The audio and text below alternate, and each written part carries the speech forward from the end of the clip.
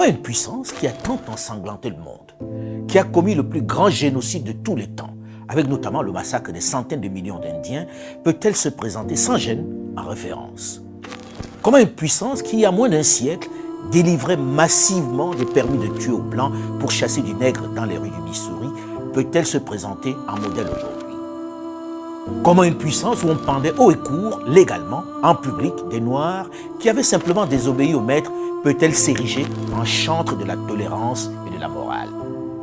Une puissance où des hordes officiellement connues brûlaient il y a moins de 100 ans des maisons de Noirs, comment peut-elle sans gêne aucune, avec une certaine condescendance, un certain toupet, se liguer aujourd'hui en grand défenseur devant l'Éternel des droits de l'homme, en gendarme de la planète? A-t-elle oublié ces crimes de masse? Ces humiliations, telles ces scènes de Black Friday, où l'on vendait du noir comme du bétail à vil prix et tuait ce que l'on n'avait pas pu solder sur le marché. Dommage que certains aient d'ailleurs oublié l'origine réelle du Black Friday que l'on célèbre aujourd'hui dans les commerces, l'un des moments les plus sombres, les plus douloureux de l'histoire noire, les États-Unis d'Amérique. Traversons l'Atlantique parce qu'en Europe aussi le passif est au moins aussi lourd. À votre avis, ce sont les propriétaires d'esclaves ou les esclaves qui ont été indemnisés après l'abolition de l'esclavage?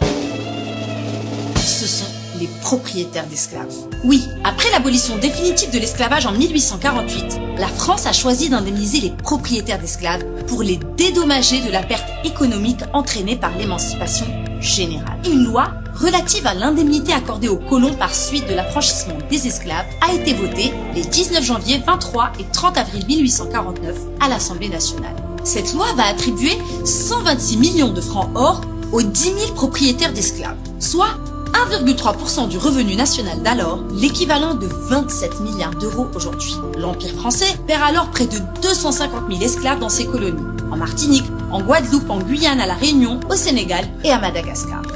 Comment des nations occidentales qui, sans scrupule, en Afrique, ont pillé, dépouillé le continent entier en massacrant sur leur passage ces populations, comme ici en 1908, dans le Congo du roi Léopold II, où des Belges lisent la Bible avant de pendre ce jeune garçon de 7 ans, simplement parce que son père n'a pas pu produire le quota de cuivre exigé par le colonisateur, peuvent-elles adopter cette posture de saint juste?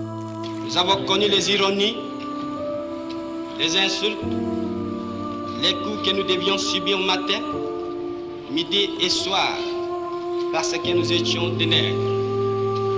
Qui oubliera qu'à un noir, on disait tu, non certes comme à un ami, mais parce que les voix honorables étaient réservées aux seuls blancs. Comment des nations qui ont si souvent froidement assassiné